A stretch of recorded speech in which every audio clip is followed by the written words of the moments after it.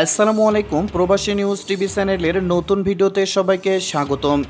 এই ভিডিওর মাধ্যমে প্রবাসে কয়েকটি গুরুত্বপূর্ণ আপডেট নিউজ সম্পর্কে আলোচনা করব। এই ভিডিওর মাধ্যমে আলোচনা করব আবারও যে দেশ দুইটি দেশকে ফ্লাইট নিষেধাজ্ঞা জারি করেছে এবং 16 জুলাই থেকে যে দেশে যাওয়া যাচ্ছে এবং আবারও বাংলাদেশকে যে দেশ সবুজ তালিকা থেকে লাল তালিকাভুক্ত করলো, এই বিষয় সম্পর্কে বিস্তারিত আলোচনা করব। তাই ভিডিওটি শুরু থেকে শেষ পর্যন্ত দেখার অনুরোধ রইল। প্রথমে আলোচনা করব আরও দুই দেশের সাথে ফ্লাইট বন্ধ করল সংযুক্ত আরব আমিরাত। সংযুক্ত আরব আমিরাত কর্তৃপক্ষ 11 জুলাই থেকে ইন্দোনেশিয়া ও আফগানিস্তান থেকে যাত্রীদের প্রবেশের বিষয়ে স্থগিতাদেশ ঘোষণা করেছে। এর মধ্যে অন্তত 14 দিন ধরে এই দেশগুলিতে ভ্রমণ করা ভ্রমণকারীদের প্রবেশেও অন্তর্ভুক্ত রয়েছে। তাই আবারও সংযুক্ত আরব আমিরাত ইন্দোনেশিয়া ও আফগানিস্তানকে অনির্দিষ্টকালের জন্য ফ্লাইট বন্ধ ঘোষণা করল।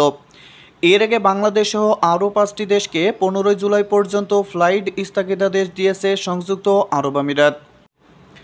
এদিকে 16 জুলাই থেকে কুয়ালালামপুর ঢাকা রুটে ফ্লাইট পরিচালনা করতে যাচ্ছে ইউএস বাংলা এয়ারলাইন্স।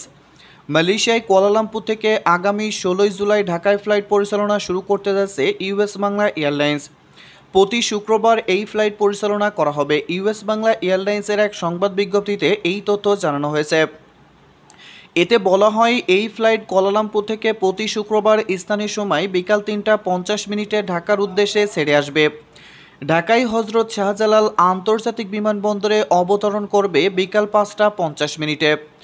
বিজ্ঞপ্তিতে ইউএস বাংলা এয়ারলাইন্স জেলায় এই ফ্লাইটে কুয়ালালামপুর থেকে ঢাকা আসতে আগ্রহী যাত্রীদের যাত্রা শুরুর 72 ঘন্টা আগে কোভিড-19 নেগেটিভ সার্টিফিকেট থাকতে হবে। এছাড়া ঢাকায় আসার পর নিজ খরচে প্রাতিষ্ঠানিক অথবা সরকার নির্ধারিত হোটেলে 14 দিনের প্রাতিষ্ঠানিক কোয়ারেন্টাইন বাধ্যতামূলক করা হয়েছে। সব ধরনের ট্যাক্স ও চার্জ সহ কুয়ালালামপুর থেকে ঢাকার ন্যূনতম ভাড়া 30,658 টাকা নির্ধারণ করা হয়েছে।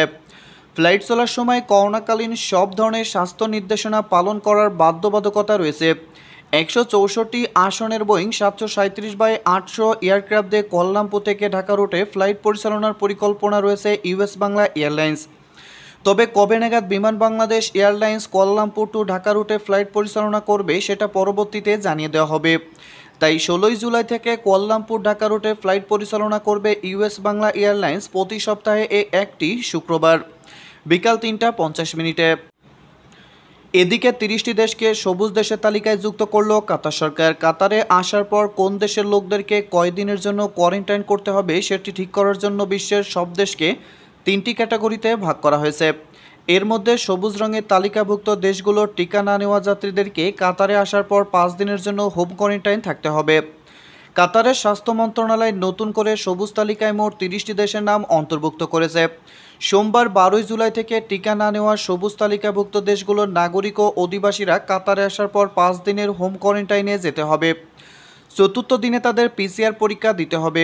Australia, Austria, Azerbaijan, Brunei, Darussalam, Bulgaria, Canada, চীন, চেকিয়া, Estonia, Ethiopia, Finland, France, Germany, Hungary, Iceland, Italy, Japan, Lithuania, Luxembourg, Malta, New Zealand, উত্তর Macedonia, Norway, Poland, Romania, Senegal, Serbia, Singapore, দক্ষিণ কোরিয়া।